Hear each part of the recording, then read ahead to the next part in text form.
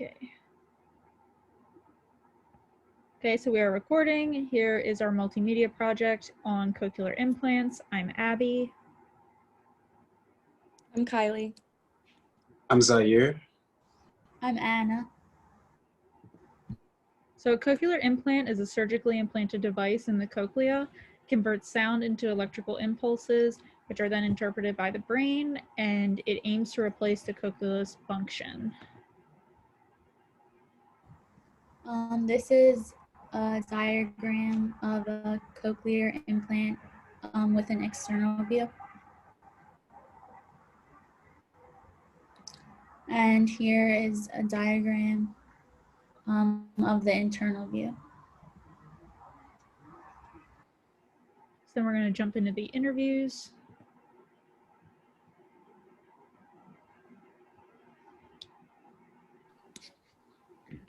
Okay, I'm Anna Doherty. I'm Kylie Hayward. I'm Alyssa McGurlin.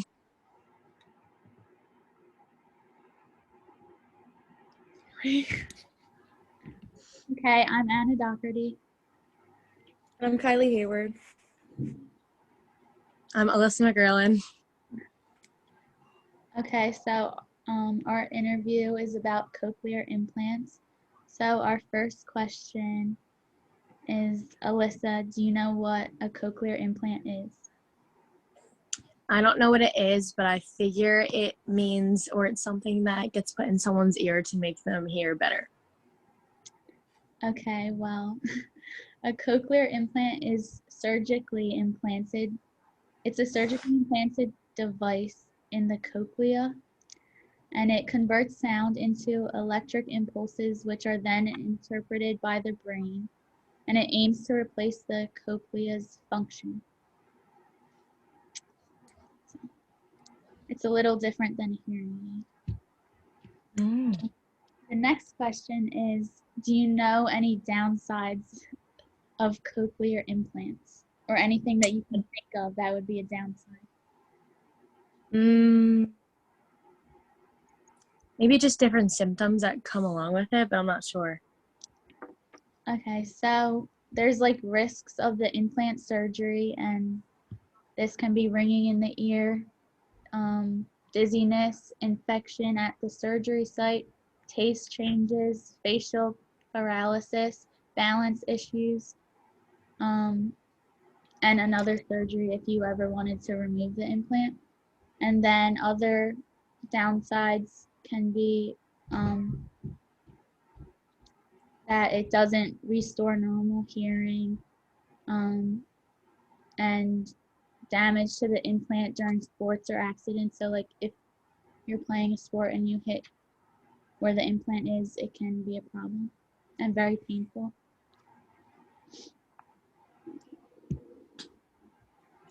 So do you know the difference between cochlear implants and hearing aids? No, I do not. So for cochlear implants for babies, children, and adults who have it, they usually have severe hearing loss in both ears, and they haven't found any benefits from hearing aids, and no medical conditions that could increase surgery risks. And for adults, they usually have hearing loss that disrupts spoken communication, or they've lost almost all of their hearing later in life, and sometimes they depend on lip reading even when they have hearing aids in. And for hearing aids, they use a microphone amplifier and a speaker to make sounds louder. They aren't surgically implanted. They're worn inside or behind the ear, and they're ideal if you have moderate to mild hearing loss. And do you know if a deaf child can outgrow a cochlear implant? No. So a child will not outgrow a cochlear implant. The cochlea is fully formed at birth, and the skull structures achieve almost full growth at age 2. The electroid array is designed to accommodate skull growth in children, and the cochlear implant is designed to last a lifetime. Okay, that's all the questions we have. Thank you. Thanks, guys. Thank you.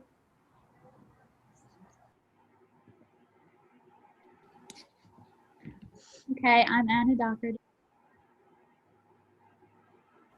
So I'm here with my sister Olivia, and I'm going to start with the first question. What are some downsides of cochlear implants that you can think of? I would say probably the surgery itself to get the cochlear implant, and then just kind of life after with making sure it'll always connect and you can always use it properly. Yeah, so building on the first thing that you said about the actual surgery, there are risks that come with the actual surgery, and after it, like ringing in the ear, dizziness, infection at the surgery site, which may cause the person to have to get a new cochlear implant and undergo another surgery, as well as a possibility of a defective implant. Facial paralysis, balance issues, change in taste, and some other elements is that it doesn't restore normal hearing. And for some individuals, it might not help at all, and the surgery is irreversible. And another downside is having to remove the external part of the cochlear implant to shower, swim, and the loss of the remaining hearing, natural hearing in the ear with the implant is another downside. And damage to the implant during sports or just everyday accidents can cause the person who has it a lot of pain. And the person needs extensive rehabilitation to learn how to use the implant and be aware of all of the elements listed. The second question is, do you know the difference between a cochlear implant and a hearing aid? The cochlear implant is permanent. It's obviously like an implant in your head, whereas the hearing aids, you can take them out whenever you want. Is where like the implant, you could also take the outside part, but it is permanent overall. Mm-hmm. And there are different qualifications for a cochlear implant. Not everyone can get a cochlear implant. You need to have severe hearing loss in both ears and have no benefit from hearing aids. And for adults, having hearing loss that disrupts spoken communication and loss of all or most of your hearing later in life. And for hearing aids, it's a different mechanism. So it uses a microphone, amplifier, and a speaker to make sounds louder. And it's not surgically implanted. Like she said, you can remove it. It's worn on the inside or behind the ear, so it's not surgically implanted. It's ideal if you have moderate, mild hearing loss. And some hearing aids may help with severe hearing loss, but sometimes they still won't help with speech. And the third question is, do you know if a child can outgrow a cochlear implant if it's implanted when they're young? I don't think so. I'm gonna say no. No, they can't. Okay. So by the time they are born, the cochlea is fully developed. So when they insert the implant, all that they need to change throughout their life is the outside component. So that's all. Thank you.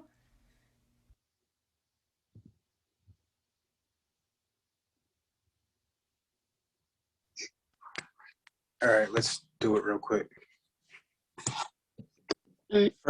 First question is, what do you think are some of the downsides of cochlear implants that you can think of? You don't know? No, I don't know. Okay, so some of them are ringing in the ear, dizziness, infection at surgery site, taste changes, facial paralysis, balance issues, and other surgeries to remove infections. Okay, now we're gonna go to the next question. Do you know the difference between cochlear implants and hearing aids? No.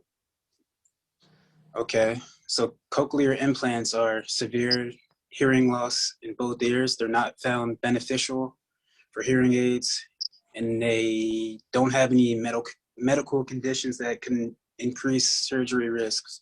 For adults, hearing loss that disrupts spoken communication, loss all or most of your hearing later in life, or depending on lip reading, even with hearing aids. And for hearing aids, these use a microphone or an amplifier to make sounds louder, and they're not surgically implanted. Okay, last question. You know if a deaf child can outgrow a cochlear implant? No. Okay. The answer is that they can't, and the cochlea is formed fully at birth. The skull structures achieve almost full growth at age 2. The electrode array is designed to accommodate skull growth in children, and the cochlear implant is designed to last almost a lifetime. Thanks. No problem.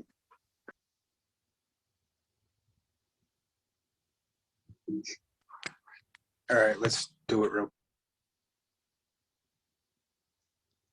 So these are just the answers to the questions that we had with all the information for the first question.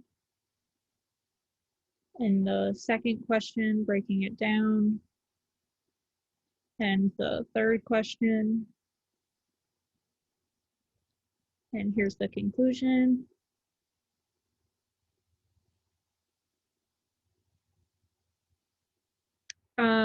We learned the basics of cochlear implants and how they work and how they don't work for some people.